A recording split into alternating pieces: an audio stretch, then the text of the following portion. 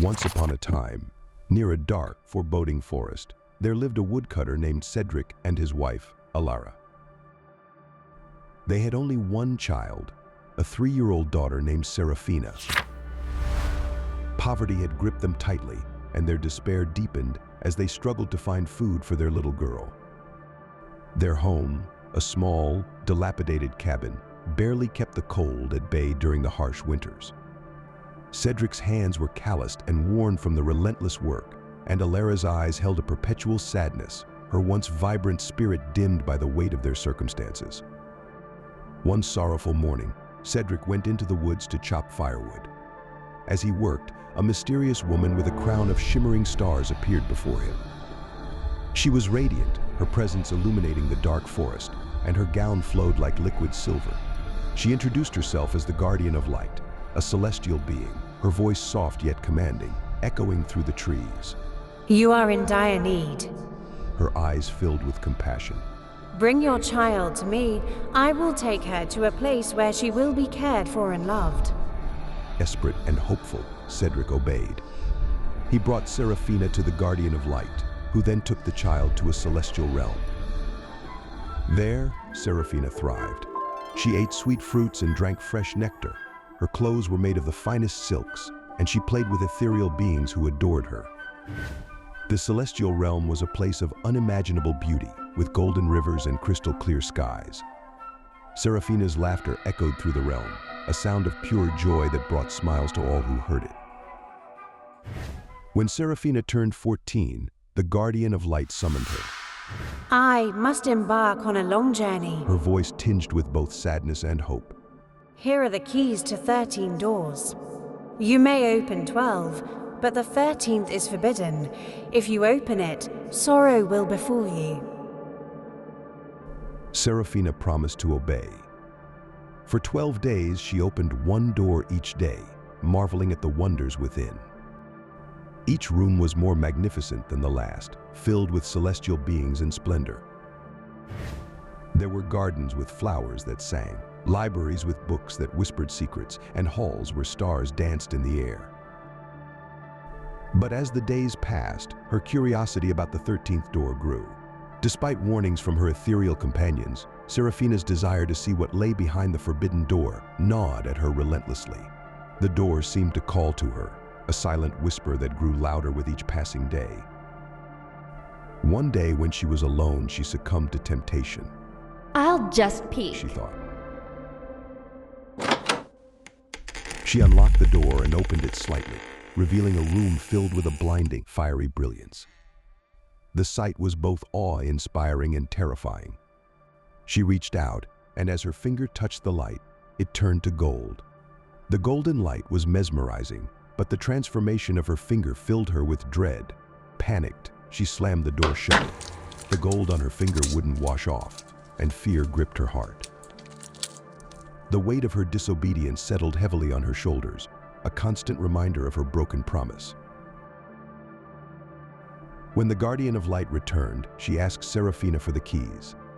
Seeing the golden finger, she asked, Did you open the 13th door? No. Seraphina lied, her heart pounding. The Guardian touched her chest, feeling the frantic beating of her heart. Are you certain? No. Seraphina lied again. Do not lie to me. The Guardian said for the 3rd time. Did you open the door? No. Seraphina insisted. The Guardian's face darkened. You have disobeyed me and lied. You are no longer worthy of this place. Seraphina fell into a deep sleep. When she awoke, she was in a desolate wilderness. Thorny bushes surrounded her, and an old, hollow tree stood nearby. It became her shelter. She survived on roots and wild berries, her clothes tattered and her heart heavy with regret. The once vibrant, joyous girl now lived a life of solitude and sorrow, haunted by her past choices. Years passed. The king of the land, Alaric, was hunting in the forest. He stumbled upon Seraphina, her beauty still radiant despite her disheveled state. Captivated, he took her to his castle, where he provided her with fine clothes and abundant food. Though she could not speak, Her beauty and grace won Alaric's heart, and they soon married. The castle, once cold and imposing, seemed to come alive with her presence, her silent kindness touching the hearts of all who lived there. A year later, Seraphina gave birth to a son. That night, the Guardian of Light appeared to her, offering a chance at redemption.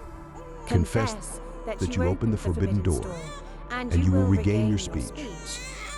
If you do not, I will take your child. Seraphina, still stubborn, denied her sin. The Guardian took the child. The kingdom buzzed with rumors that the queen was a monster who devoured her own child.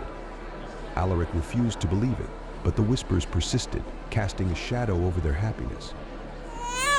A year later, Seraphina bore another son. Again, the Guardian of Light came with the same offer.